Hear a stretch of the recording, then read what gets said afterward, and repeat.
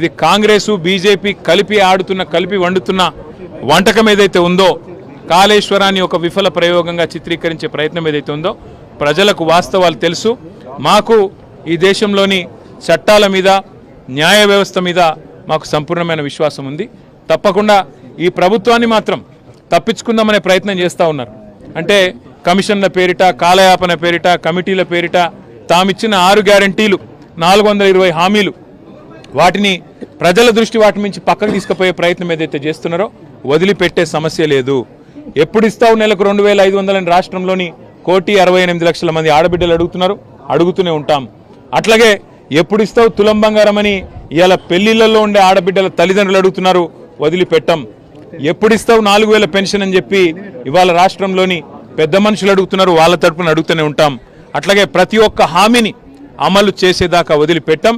మీరు ఎన్ని నోటీసులు ఇచ్చినా ఎన్ని డ్రామాలు ఆడినా అవన్నీ కూడా తప్పకుండా దూది పింజల్లాగా తేలిపోతాయనే మాట కూడా తప్పకుండా చెబుతూ ముమ్మాటికి న్యాయము ధర్మము గెలుస్తుంది.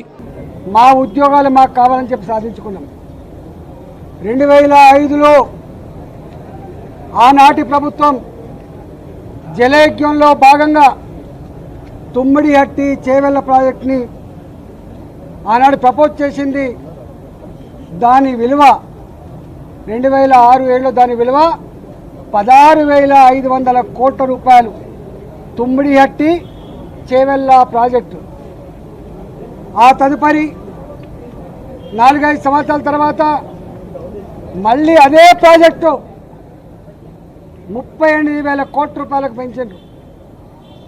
ఆనాడు తుమ్మిడిహట్టి దగ్గర 152 ఫీట్లు బరాజు కట్టాలి, నీళ్ళని డైవర్ట్ చేయాలి, లిఫ్ట్ పెట్టి ఎల్లంపల్లికి తీసుకురావాలని చెప్పి ప్రపోజల్స్ ఉండే.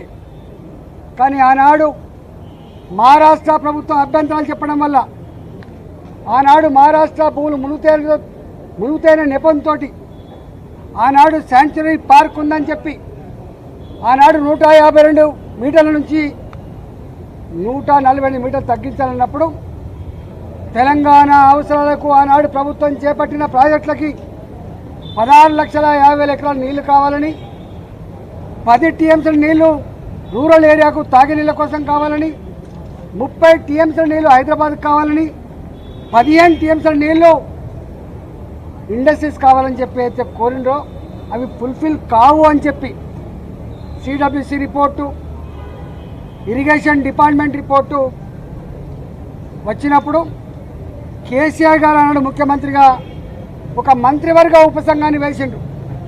హరీష్ రావు గారి నాయకత్వంలో వారు ఆనాడు ఇరిగేషన్ శాఖ మంత్రి, నేను ఆర్థిక మంత్రిగా, అదేవిధంగా ఇవాటి మంత్రిగా ఆనాటి మంత్రిగా ఉన్నటువంటి తుమ్మల నాగేశ్వరరావు గారు ఆర్ఎండ్బి మంత్రిగా మంత్రివర్గ ఉపసంఘం వేసినారు.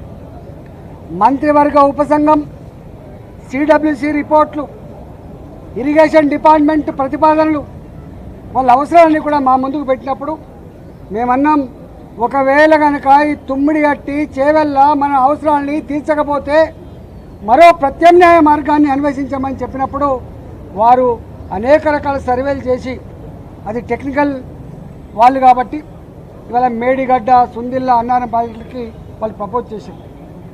ఆనాడు ఆ ప్రాజెక్ట్ కాస్ట్ 63,000 కోట్లు అని చెప్పి వాళ్ళు అంచనా వేశారు. ఆ తదుపరి అనేక పరిణామాలు, అనేక జిల్లాల్లో వచ్చిన డిమాండ్లు, ఇంకా అనేక కొత్త ఏరియాకు నీళ్ళు ఇవ్వాలన్నటువంటి రైతుల ఆక్రందనలు, ఉన్న ఇరిగేటెడ్ ఏరియాకు స్టెబిలైజ్ చేయాలన్నటువంటి నిర్ణయాలు, అనేక రకాల నిర్ణయాల వల్ల అది 82,000 కోట్లకు పోయినమాట వాస్తవం. ఆ తదుపరి ఏం జరిగింది మాకు సంబంధం లేదు. ఇక్కడ మమ్మల్ని అడిగిన ప్రశ్న ఏంటంటే, మీరు ఆర్థిక మంత్రిగా ఉన్నారు కదా, ఈ డిజైన్లతో, ఈ కన్స్ట్రక్షన్తో, ఈ టెక్నికల్ ఆస్పెక్ట్తో మీకు సంబంధం ఉందా అని చెప్పి అడిగారు. మాకు ఏమీ సంబంధం ఉండదు. రెండో ప్రశ్న, వాళ్ళని కాళేశ్వరం స్పెషల్ పర్పస్ వెహికల్ అయితే పెట్టినరో, కాళేశ్వరం ఇరిగేషన్ ప్రాజెక్టు కోసం ఒక కార్పొరేషన్ పెట్టినరో, ఆ కార్పొరేషన్ రుణాల మీద మీకైనా అధికారం ఉందా అడిగినరు. కానీ కార్పొరేషన్ మీద ఆర్థిక డిపార్ట్మెంట్కి, ఆర్థిక మంత్రికి ఏం సంబంధం లేదు. వాళ్ళు ఆనాడు ప్రాజెక్ట్ రిపోర్టు బ్యాంకులకు సబ్మిట్ చేసిండ్రు, డబ్బులు తెచ్చుకున్నారు, వాళ్ళే ఖర్చు పెట్టుకుని తప్ప మాకు సంబంధం లేదు. అసలు ఒక్క మాటలో చెప్పాలంటే ఇరిగేషన్ డిపార్ట్మెంట్కు తోడుగా అనుబంధంగా వాళ్ళ దగ్గరనే ఒక అకౌంట్ డిపార్ట్మెంట్ ఉంటుంది, దానికి ఒక ఆడిట్ డిపార్ట్మెంట్ కూడా ఉంటుంది. ఆ బిల్లులు మంచా చెడా, పనులు అయినాయా కాలేదా, క్వాంటిటీ ఉందా లేదా, క్వాలిటీ ఉందా లేదా, ఇవన్నీ చెక్ చేసుకోవాల్సింది ఆ ఇరిగేషన్ డిపార్ట్మెంట్ నుండి వాళ్ళ అకౌంట్ సెక్షన్, ఆ తదుపరి ఆడిట్ సెక్షన్ మా దగ్గరికి వస్తుంది. కాళేశ్వరం కార్పొరేషన్ కింద ఏ డబ్బులు అయితే ఉండనో వాళ్ళే నేరుగా పే చేసుకున్న మాకు సంబంధం లేదు. బడ్జెట్ అలొకేటెడ్ డబ్బు అయితే ఉందో మా దగ్గర అలొకేటెడ్ డబ్బు ఉంటే తప్పకుండా దాని ప్రకారం బిల్లు పే చేస్తాం తప్ప దాని వాల్యూస్తో కానీ వాటితో మాకు ఏం సంబంధం లేదని చెప్పి ఖరాఖండిగా చెప్పడం జరిగింది. కానీ వాళ్ళ ఎంత దుర్మార్గులు అంటే ఈ ఈటల రాజేంద్ర గారు పిలుస్తాండ్రు, ఏం పిలుస్తావు, ఏం పిలిచినా ఏముంటుంది. మా బతుకు చాలా ట్రాన్స్పరెంట్గా, మేము ఎథిక్స్ కోసం బతికిన వాళ్ళం, ప్రజల కోసం బతికిన వాళ్ళం. కంత మీద తుపాకీ పెట్టినా కూడా గదే మాట మాట్లాడడం తప్ప ఇంకోటి మాట మాట్లాడటం కాదు. ఇవాళ పిచ్చి కూతలు, కారు కూతలు, ఇలా కుక్కలు ఎక్కబడ్డే మాటలు చూస్తూ ఉంటే బాధ అనిపిస్తూ ఉంది. ఏది ఏమైనా తెలంగాణ ప్రజలు నిజమైన న్యాయ నిర్ణేతలు, ఎవడు తప్పు చేసిండో ఎవడు ఒప్పు చేసిండో వాళ్ళు నిర్ణయిస్తారు తప్ప ఇవాళ కొద్దిమంది బట్టకాల్చి మీద చేసినంత మాత్రం మీకు అయ్యే ప్రసక్తి లేదు. కానీ ఒక్కటి మాత్రం మళ్ళీ ఒకసారి చెప్పదలుచుకున్న, 3 బరాజులు మేడిగడ్డ దాని విలువ 4,600 కోట్లు, సుందిల్లా అదేవిధంగా అన్నారం ఒకదానికేమో 2,700 కోట్లు, ఒకదానికేమో 2,011 కోట్లు. నేను ఒకటే కాంగ్రెస్ పార్టీని డిమాండ్ చేస్తూ ఉన్నా, భారతీయ జనతా పార్టీ ఇప్పటికే చెప్పింది నిజాయితీగా ఉండాలని చెప్పి కోరుతుంది. పార్టీ ప్రభుత్వ ధనాన్ని దుర్వినియోగం చేద్దని చెప్పి కోరుతుంది, చట్టాన్ని లోబడి ఉండాలని చెప్పి కోరుతుంది, నీకు ఇచ్చిన కర్తవ్యాన్ని ఒక ప్రజలకు బాధ్యతతో పనిచేయమని చెప్పి కోరుతుంది. ఇవాళ మేము కోరుతా ఉన్నాం. అంతకుముందు అనేక కమిషన్లు వేసిండ్రు, ఎందుకు రిపోర్ట్లు బయట పెడతలేరు, ఎందుకు చర్యలు చేపడతలేరు. నేను ఇక్కడ కూడా కోరుతున్నా, ఇప్పటికే సంవత్సరం గడిచిపోయింది, త్వరగా ఈ రిపోర్ట్ను బయట పెట్టండి.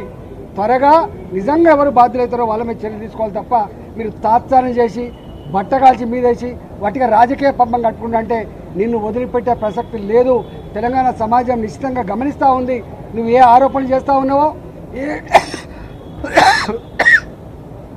ఏ మాటలు మాట్లాడుతున్నావో, ఇవాళ ఆ మాటలకు కట్టుబడి, ఆ ఆరోపణలకు కట్టుబడి రేపు ఆ రిపోర్ట్ను బయటపెట్టు.